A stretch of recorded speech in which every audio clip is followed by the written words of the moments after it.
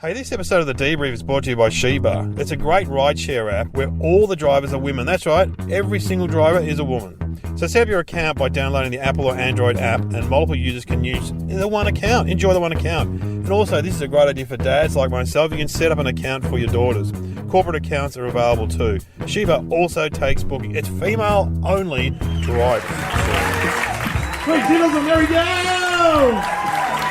Oh, it's very funny. All right, yeah, we'll be in touch.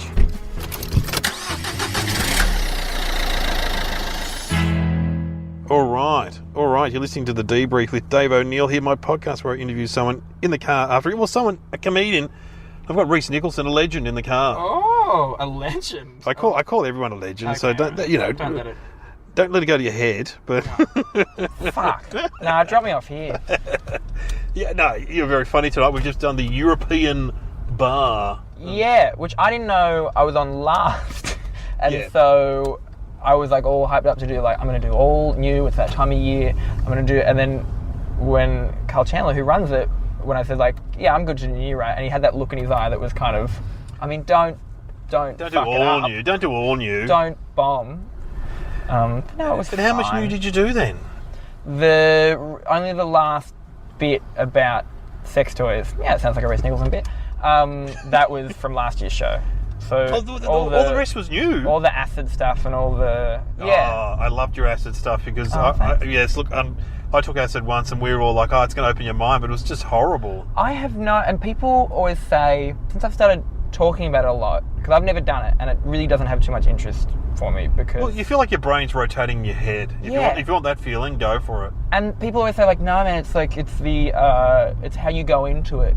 It's like, well, I'm never not anxious, so why would I want to personify that somehow? Yeah, if you don't like losing control, it's not a good thing. Yeah, which is, I hate losing. That's why I don't like... The only drug that I do is I smoke one tiny joint just before I go to bed, and it helps me go to sleep. That's the only... you're like a medicinal marijuana user. I hate being high. Like, I hate the thing. I use a vaporizer sometimes, and I just lay in bed. Hello to any police officers listening to this. No, that'll be fine. And I just try and... Because, it's changed my life, because I was an insomniac for years. Really? Yeah. Did that start in your youth, or...? I don't know. I think it's when I moved out of home, and I just... I don't really know. Maybe I think it's more... when you just... it's probably just also... I was probably just anxious, which, I mean, fucking everyone is now. Like, why... There's a lot of anxiety, isn't there? Why wouldn't you be? Yeah. But, I used to just lay... Someone put it best once. I used to just lay in bed and just watch a highlights reel of all my regrets. Yeah. And I don't know what joke that is. But, and so I just lay there awake, and it'd get to like 4 a.m. And also it was like I was just starting to do gigs, and I was probably drinking too much, and so I'd get home. Well, you come on a bit of a high, that's right. And then you need about an hour to come down normally. And that's what the pot has done, where it doesn't. I went to a doctor, and I never wanted to start taking like Valium or anything because I've heard it's quite Moorish. Yes. And not like Valium. marijuana. My dentist gave me Valium once because he goes, you're too nervous. You're too. Yeah, because you're at the dentist. Yeah, and I went to the dentist in the 70s where there was no needles or injections. The guy's on the concession having children. He had a tiny little sticker of Mickey on the wall, and he'd go, "Look at Mickey, and then he'd drill into your tooth.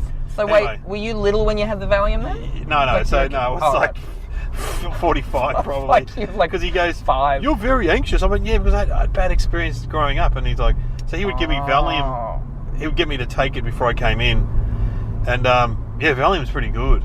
It's like you're sort of cruising. It just takes the edge off. I've started for flights for going overseas. I've started taking. This has just become a drug podcast. It's drugs, man. Welcome back to Flying High. But started taking temazepam. Yeah, right. Yeah, and that's nice. Like it's not. It just makes you sleepy. There's no kind of weirdness about it. No, Valium's very similar. I hadn't been to the dentist in years, like moved out of home and just didn't, because you don't have your parents there to go. Yeah, go to the dentist. We're all going to the dentist. Let's go to the dentist. I didn't go for 7 years. And I was like, wow. And I used to smoke a packet of cigarettes a day. Like I wasn't living my best life, Dave. And I went, not a single fucking filling. That's amazing. And turns out I don't have wisdom teeth either. I was just born without them. Wow, that's lucky. My dad he didn't go to the dentist for 30 years, I think it was, 30 or 40 years. He had one filling. When I moved out of home, I went to the dentist after a year and I had 4 fillings. Wow. Yeah, all the shit food I've been eating. It is that thing. Do you remember? I always brush my teeth, but we didn't have electric toothbrushes. Yeah. So when you were like 19 or 20, you go, yeah, I've done it, brush my teeth, all right. And do you used to do Less that? pash, Sandra. Brush my teeth. Do you used to use that? I remember Sandra. Yeah, Do you used to do that thing where before you went to the dentist when you were a kid, you'd furiously brush your teeth? Yes. As if that would undo the last year of your life? Well, I had quite a gap recently, maybe 2 years, and I went to the dentist and he looks at my mouth and he goes, do you drink soft drink and eat lollies? I go, are you a psychic or what? Because no, I'm a dentist. We're going to get the cards out now and have a look.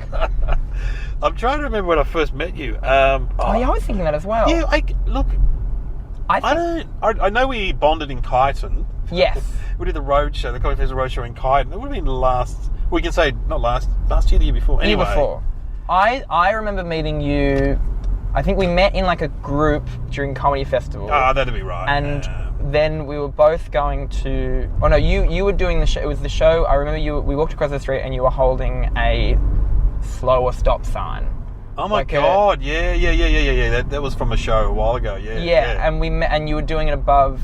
Was it Hairy Little Sister? Yeah. And we walked across the street, across Swanston, and we just kind of chatted. And I remember thinking, because I was very new, I don't think I was even maybe doing a show yet, and just be like, oh, I'm talking to David O'Neill. David O'Neill, wow. What a thrill! Wow. Now he's giving me a lift home. I'll talk to anyone. And it only took 8 years for us to have a conversation. Yeah. But no, we did roadshow. You were like a drop-in on roadshow. Yeah, I MC'd a fair bit. And I remember, I think the director of the Comedy Festival came that night as well. Susan did, yeah. Yeah, and we were all like, oh. Got to perform. Yeah, because Kyneton was a bit weird, wasn't it? Wasn't it? It was in an arts centre, or like a... It was an old courthouse or something, wasn't it? That was turned into it was a town hall. Yes, and I remember it had a gallery in it. And I never trust a venue that has a gallery in it. Yes. Because people have already looked at something before they even go in. And they were quite old. Because we were all thinking, Yes. Kyneton is one of those towns that's had a lot of hipsters move into it. And it's all been zhuzhied up. But the audience was just the normal theatre goers of Kyneton. Well, because hipsters go somewhere, but they don't have any money to go to anything. Yeah. So it's always just the... I remember the weirdest... Because you've done a lot of road shows. Yeah, a bit, yeah, a fair bit, yeah. Have you ever done Mora in WA? Oh, is it the one where they bring food? No, yes, actually, maybe it is. Is it in a big hall? Yes, but I remember we were driving, and there's no phone reception there at all. It's in the middle of the wheat belt, isn't it? Like in the middle of nowhere? Yeah, it's in the kind of, around that area. And our tour manager told us as we were driving in, guys, call your partners now, because we're here for a day and a half and we don't have any phone reception.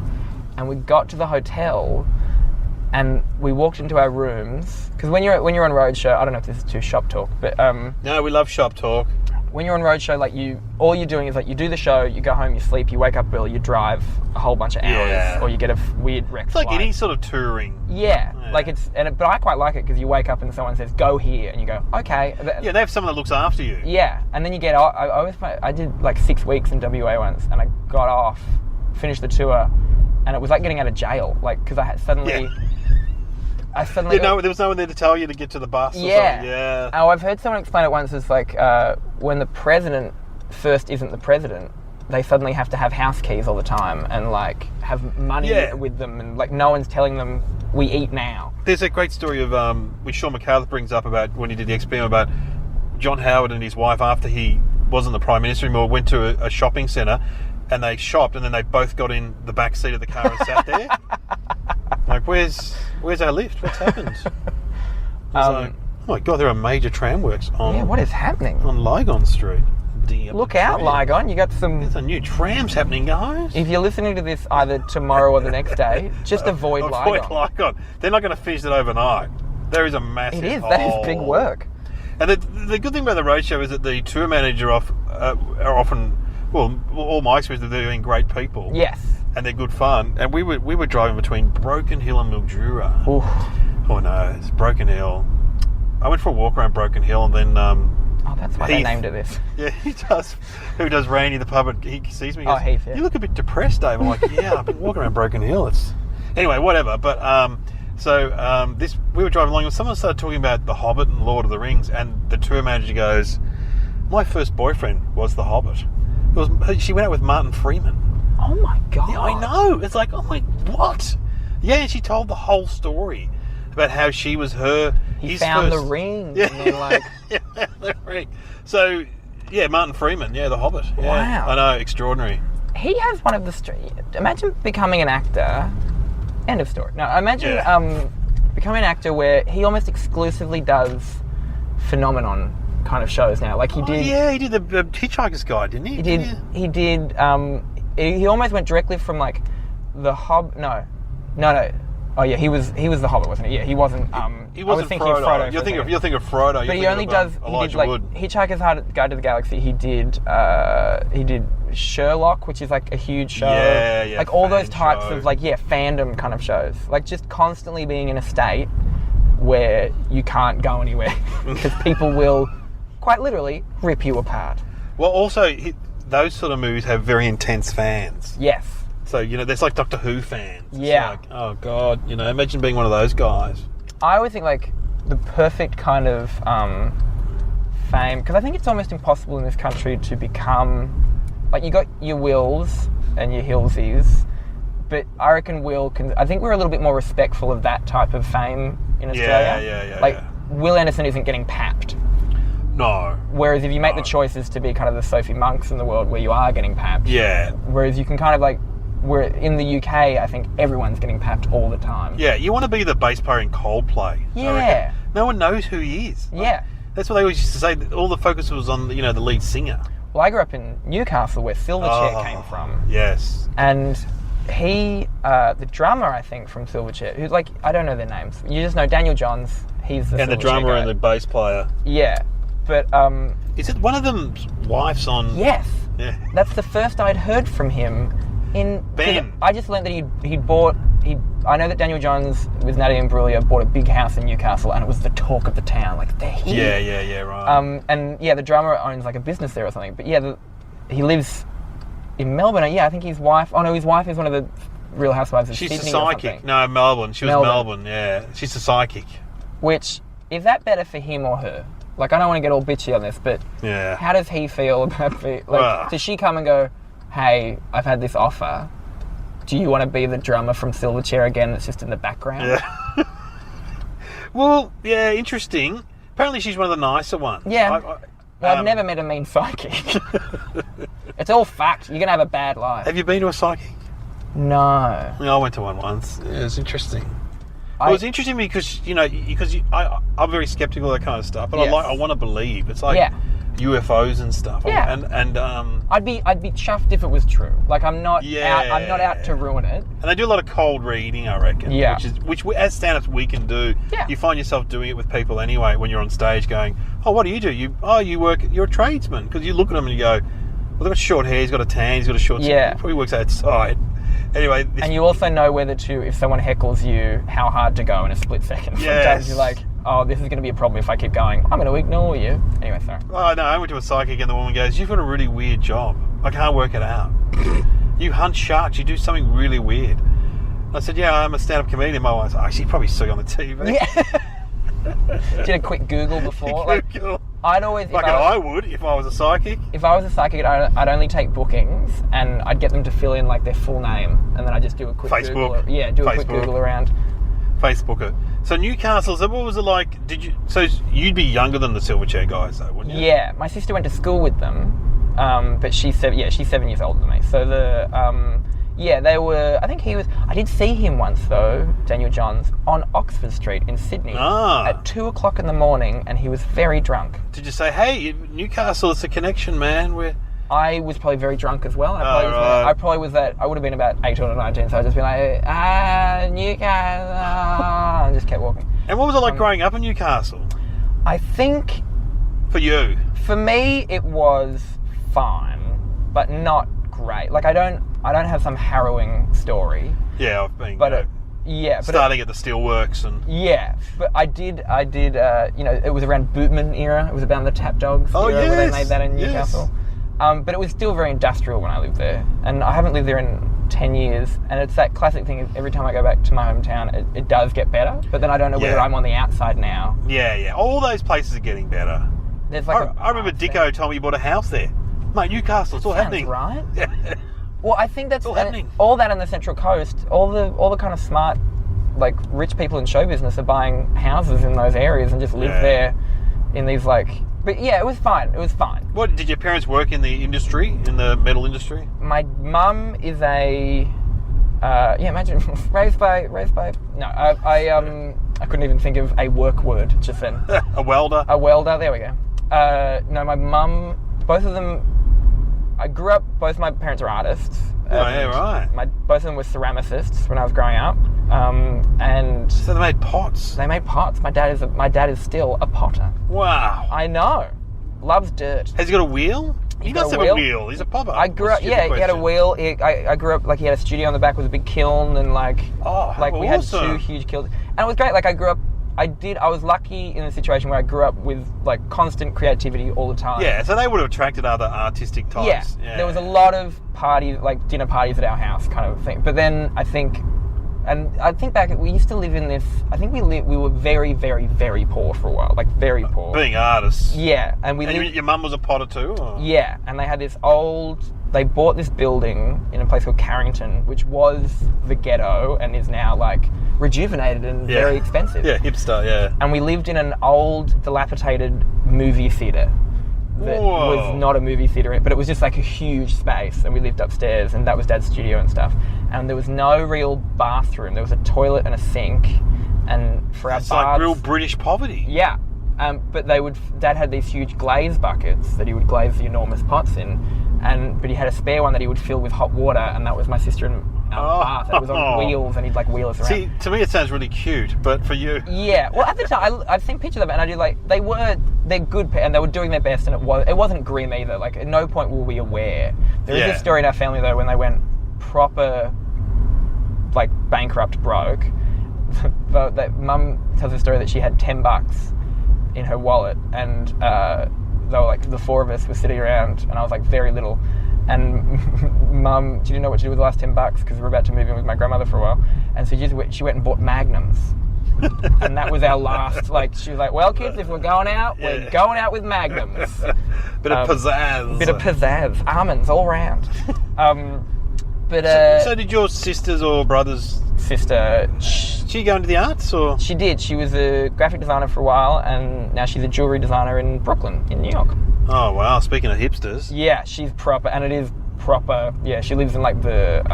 what's it called? Not Bed-Stuy. That's...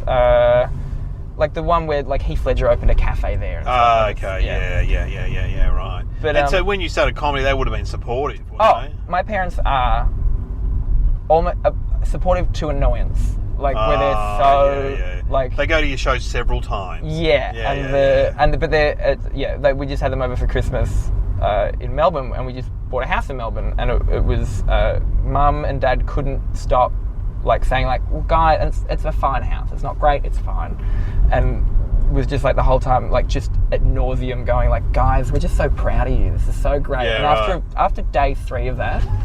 it's a bad, annoying thing. Like, it's bad to be annoyed at that. Yeah. And did they get behind the whole yes vote? And Totally. Rainbow flags. My mum called me when it was announced, and she said, and I think this is something with a lot of mums of gay kids. They didn't really know how to articulate it. No. So she just went, well done. Well done. Like, as if as if we did it. Like, well done. But yeah, very, very supportive. Very supportive. And it's almost, and I think I've probably said this before, but, like, to this point, I've been doing stand-up properly for probably 4 years, but, like, I've been doing it for about 8 years since and I'm running out. Like, I don't have any harrowing life stories. Yeah. That's a problem. You look back and you go, what can I do a show about? Yeah, like, couldn't you hit me once? Just like one time.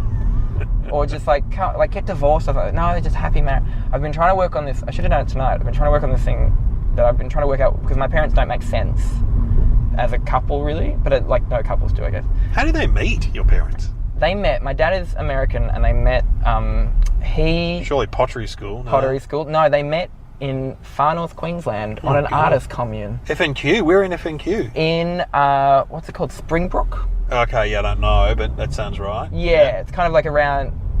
Is Cairns Far North Queensland? Cairns is very far. Yeah, it's kind of near Cairns. Yeah, right. So they met, and my sister is my half sister from it, but she's but she was about 5 when they met. And, okay, yeah.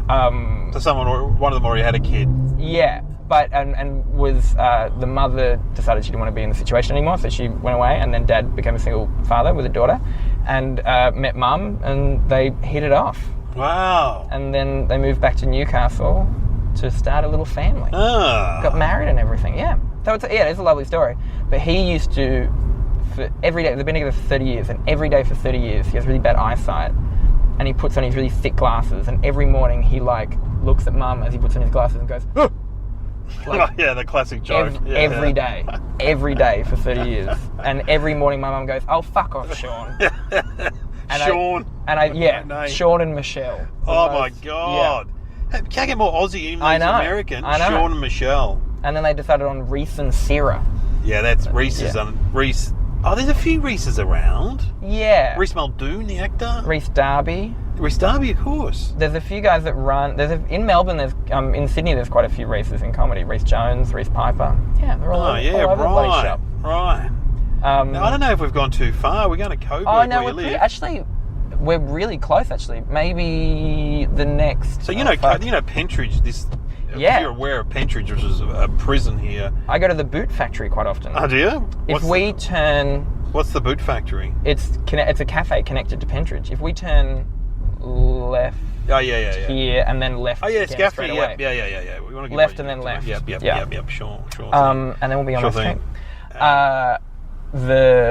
There's a boot factory. It's called the Boot Factory, and it's the cafe next to Pentridge. Like, it's attached to it. Sure. And the Boot Factory is apparently where the prisoners, if you were a good prisoner, you would go there and make boots. And that was which I've never understood, giving prisoners jobs. No, like sharp things. I guess if you're a good one, but isn't Pentridge was like a bad It's pretty full-on prison. Yeah, it was pretty full-on, but I think it was back in those days where you just had all sorts there. Yeah, it was a bit of I've met guys. I've met guys that left here. I've met guys that were in Pentridge and they were just like burglars. So so it wasn't. No. Yeah, down here. You down here? Yeah. And then I can assess your house like your mum. Yeah. In fact, that's and it's right here. Oh, is it your house there? Yeah, that's it. Yeah. That's like a new house. Yeah, it's a new house. And how was that buying a new house? Absolutely fucking terrifying. Yeah, right. Yeah. Because my fiance, his family are quite comfortable and are good with money. Like, they all invest in things, and that's how they became wealthy. Families like that, I know. Yeah, you meet families like that. And he has a great understanding of how things work and all that kind of stuff. I do not. I don't. And he, throughout the whole process, was very calm. When we got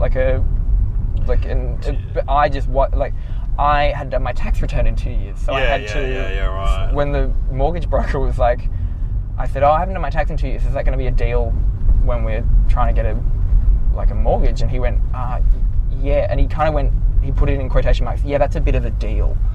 So I had to frantically, and we were because you're a comedian, they want to see how much you're earning and all that crap. Yeah. And we went to, we got a 3-month settlement.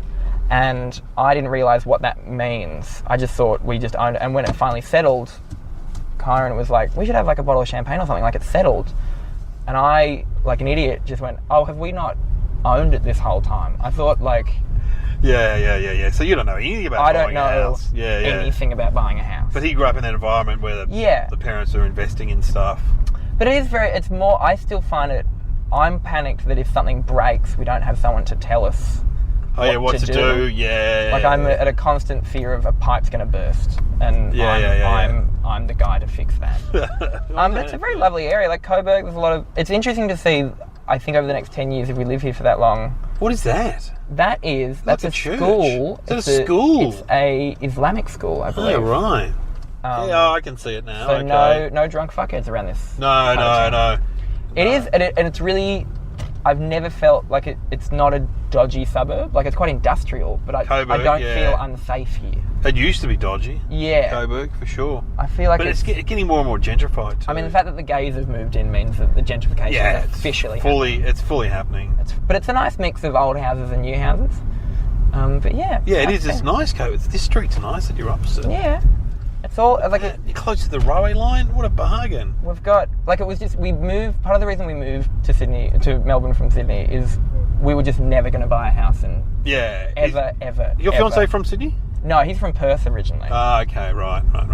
So so old Perth money. Now, he's just more comfortable around money. Like, did you grow up? No, uncomfortable? No. My parents, they weren't. No, Dad was a working class. Yes. So they never. I was talking to someone about it today. They never owned. They were the first generation to own a car, for example. Yes. So they never owned. Mum's mum and dad, or dad's mum and dad. They didn't own cars. They all lived in the inner city. Dad's from Perth, mum's from Richmond in Victoria, Melbourne. Yeah. And so they were in the so-called slums, which are now worth millions, of course. Yes, exactly. And so but we were the classic generation that moved to the outer suburbs to give their kids a better life. Yeah. And we were surrounded by people who had done the same thing. And I think, because my parents my mum was the first in her family, in her generation, to go to uni, for example, and like that type. Yes. So her dad literally built their house. Like, it was that. Yeah, that's amazing. My whole family are that kind of building. And even we're not the dark sheep. Like, our family get on really well, but our family my aunt once called my sister and I, like, oh, you guys are such cards. Like, because they're all tradespeople and like incredible, very hardworking. But you would have been like bohemian compared to them. Yes, though. Absolutely. The bohemians. But they're also very interesting. Like, my mum and my uncle are the two in my mum's family that, like, my uncle was in a band called Machine Gun Fellatio. Oh, really? Yeah. Who was your uncle? Chit Chat. Oh, okay. Yeah. Right. Glenn. And so he was a big one for me. He kind of understood. I was like, I'm going to move to Sydney and become a comedian. And he was like, I moved to Sydney and became a musician. So it was like, whereas all my other aunts and uncles are really great and interesting and very funny people, but don't quite understand what I'm doing. But it is still that thing at Christmas. You can go, like, you'll get them from the distant family, like, what's Dave Hughes like? Yeah. Like, so that's kind of break. Like, I understand it. They've seen you on TV now too. That's the thing. Like, I think that is a big breaker for a family. They also see other people laughing at you. Yes. I get it. Yeah. Whereas for years I was just like, he just goes out at night and who knows what's happening. He's kind of, I don't know, he's a stripper or he's doing something out there. He's doing something, I don't know. Yeah. But, definitely being on TV would help, that kind of thing. Yeah, like what was your first TV? Good question. Midday, there you go. Now, is that Cac or is that Bert? Bert was Good Morning. No, it was Darren Hinch. Oh. Who was in between, Darren Hinch was in between Darren Hinch was in between Ray Martin and Kerry-Ann Kenley. Well, actually, you know what? I Want a New Faces, which Bert Newton used to host, and did a comedy character. New Faces. And I didn't win, but I did very well. Yeah, there you go. And, I took myself up. But my grandparents were still alive, and they loved it. Because they loved Bert Newton. You know? Yeah. Bert. You got to meet Bert Newton. He simply wants me to say, from Richmond, Victoria, please welcome Pudgy. Here's Pudgy. It's a comedy character, you see what I'm doing there? Yeah. Now, you're probably looking at me thinking, I bet you this bloke's been on the dole for a couple of years. Well, you're wrong. I've been on it for 8 years, right? Good opener. And, it's got all forms and fun down at the Richmond Social Security. Like, I always get stuck behind the really aggro person. Oh, that's good. The one with the tattoo on the neck, the blue singlet, and they're going, where's me bloody money? I want me bloody money. My dole hasn't come through yet. And I'm standing behind going, whoa. Settle down, will you, Mum? Get it? Podgy, you're my kind of bloke. Apple guy. You were terrific. Was he wearing his hair hat then? I reckon he had real hair. Yeah. I reckon it was so long ago. It was 92 maybe. Well, I reckon Bert was rocking the real hair. Even when he had fake hair, it looked like he was losing his hair. Like, I know. You know what I mean? Like it wasn't. It was thinning. Yeah, like it wasn't a big. I remember reading Bert Newton once in the paper. He said one of his favourite things is to buy a chicken and go and eat it by the river in his car. That is one of the darkest things I've ever heard in my life. Bert Newton. I love it. I used to go on GMA though. Yeah, right. He loved comedians, and I can't remember why I'd go on there, but welcome to GMA. Dave O'Neill's with us, and you do material or whatever, just sit there with him. And I faked sick a lot. I hated school, and I used to fake sick all the time. So I could, the aim was even if I got to school, I would try and get home. Right. I wanted to see the end of Good Morning Australia and the start of Jerry Springer. Like they were the two things. Of course. I essentially was living the life of an unemployed person in the 1990s.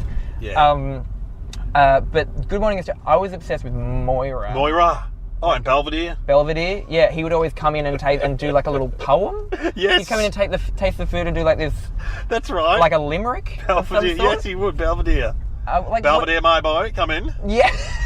Belvedere. Like, where is Lauren, my daughter Moira? Lauren. Where is Moira?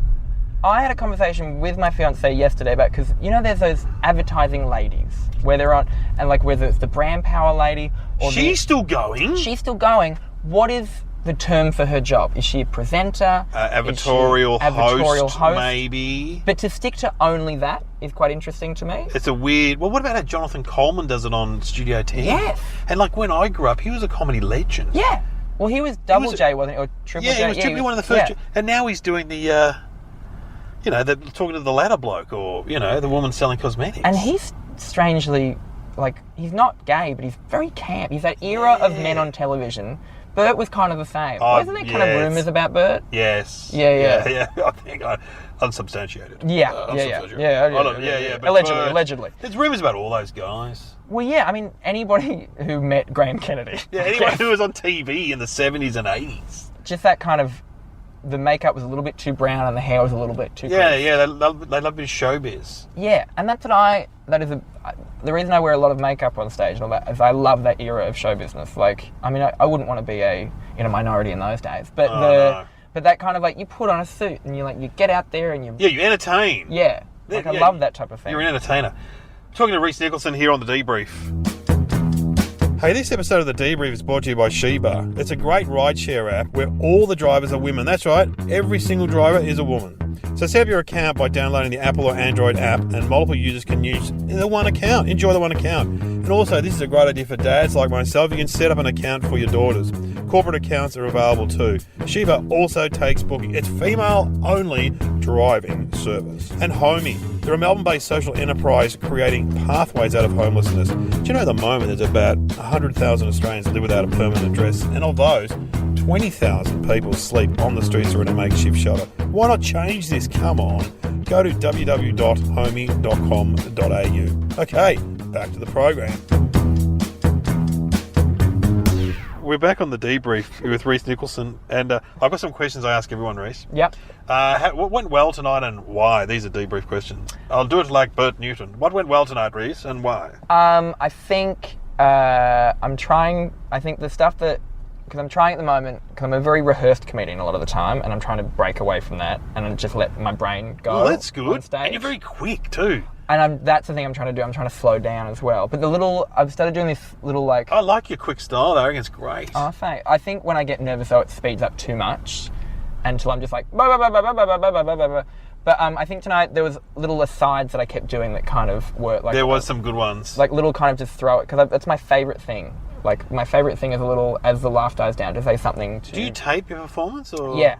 Oh, that's good. And I use it as a timekeeper as well on stage.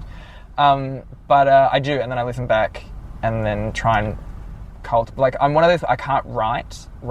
I don't sit in front of my laptop. Yeah, you just have subjects, or... And just kind of... Someone told me Gleason does that as well. Like, I can't sit in front of my laptop for 2 hours and write something. I need to kind of walk out and bomb until it suddenly becomes... The only person who does that is Jerry Seinfeld. Yeah. And I think when we all start out, we do that. We sit down and we go, right, I'm going to write something about do this. Share housing. Here we go. Yeah.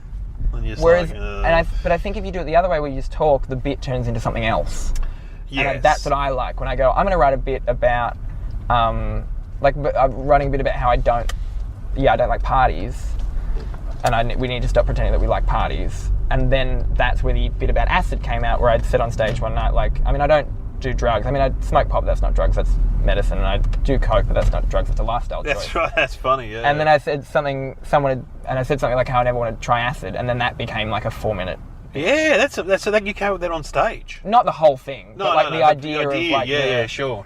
The line that is one of the bigger laughs of it. I hate that because I agonize in front of my laptop and try and write something, and then you think of something in the moment that is way funnier than anything you're ever going to write. Like funny though. And it didn't work that well tonight, but the methamphetamines is like a Jennifer Aniston movie. They're always around, but I've never heard good things. And it was just one of those ones where it just makes little connections in your brain. Fuck, she's done so many movies. So many. And they're all on planes. Yeah. And you go, I didn't even remember this one coming out. And they're all called like, It's Complicated, or like the... Yeah. And she's every now and then she brings out a movie that is incredible. She's a very good comic actress. Yes. She was great on Friends. Yeah. Now, what didn't go well and why? I think just the bits that I hadn't quite. There's a bit about what did I do tonight? There was a particular bit. Sorry, I'm looking at the thing. Oh no. I think I just went a bit too hard. I've been doing a bit about how I saw these lesbians on a train on the day of the that was very funny. But the bit I just haven't worked out the end, so it just doesn't go anywhere. Yeah, right, okay. And so it just one of my pet peeves on stage is someone saying. Anyways, that didn't... I'm going to get a punchline for that one. Yeah. And I did it, and as it was coming out of my mouth, I was like, oh, you fuckhead. Like, yeah, but everyone does that. Yeah, or that, what else? When you're doing a 5-minute bit. Yeah. In a show, that makes sense. Going on. But in 5 minutes, when they're like, so what else is funny? It's like, not this. What else was... Oh, okay, there were any organisational hazards that got in the way of your performance tonight? There was... And it was pretty sleek, I think. Pretty smooth. Carl Chandler runs a smooth room. There was people getting it. There was a lot... One thing I noticed about Eurobar, and it's no fault of the venue or Carl or anyone, but because it is so many people, there's just a lot of movement. Yeah, there's a bit of noise and movement, and you can't see a lot on stage. You can see you can't see a lot of the peripherals there. And I think that makes I used to love that, and that makes me nervous now when I can't see anything. Yeah, right. I like to know. I did a show in Sydney. I'll say very quickly, but I did a show in Sydney. It was the first time I'd ever done like a sizable room. I did the Factory Theatre for my solo show, and it's 500 seats, but it was the first time. Yeah, it was, and I was very nervous about it. But I couldn't see anywhere past the first 2 rows. Yeah, and you don't like that? I don't because a woman fainted on one of the shows. Oh my god! And I didn't know, so I kept talking. Yeah. And there's people kind of gather around this, and I could just hear a kind of commotion, and I kind of was like, "Is something happening over there?" And so I wasn't aware of the room. Yeah. No. God, it's hard to pick it up after someone faints. Yeah.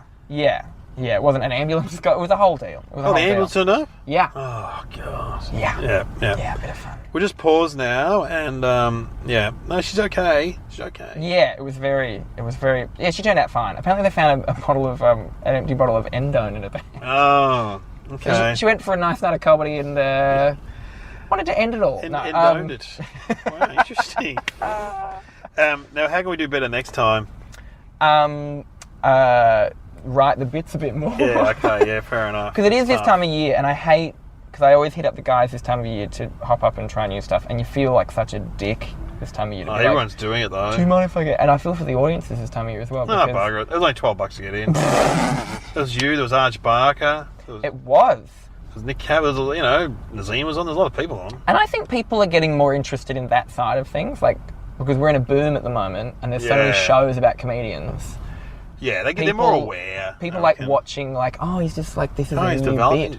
Yeah, particularly in those inner city rooms where they get it. They get that kind of, okay. I know that, like, people, even audiences know what the word bit means. Do you know what I mean? Like, yeah. Always or our callback. word. Someone will know callbacks. Yeah. A callback, yeah. They're learning, and it's because of podcasts like this. Oh, exactly. They're getting educated. Just getting educated. Now, we can play a song. I drop a song in at the end, man. Drop some beats in. Anything? Can I pick anything? Yeah, anything. What about David Bowie, Young Americans? Oh, great. I watched a documentary about him the other night, and that Young Americans stage. Yeah. It's really interesting. He went to America and just recorded, because that was post... Is that Thin White Duke? Was he Thin White Duke? Yes. Yeah. Really interesting. That's my favourite look of it, and I spent a while trying to cultivate. Yeah, you look a bit like Bowie. I used to call myself the thin white douche. When I first met you, you had a great quiff. You had a huge Morrissey style in quiff. Retrospect. I did. I used to tease it out like I was backcomb it, and like I think and I couldn't afford suits, so I used to wear a blazer and skinny jeans, which is in retrospect not a good look. I looked like I was hosting like a Nickelodeon kids show. But were you a Morrissey fan? Not really. No. See, when I see a guy with a quiff, I just immediately go, "Oh, they must be a Morrissey fan." I used to work at the Enmore Theatre in Sydney. That was my job for years. And Morrissey, I saw you there. Yeah, I think I did a benefit there, and you were there. I saw a lot of comedians over that time, and they'd always like someone I'd met at an open mic or something, and then they'd just see me sitting behind the desk. I saw you there, and you went on the bill. Yeah. It was some benefit. I can't remember what it was for. People would always say, like, oh, you, like, with a bit of surprise, like, oh, are you on tonight? But like, no, I'm just printing out the tickets and putting them in envelopes.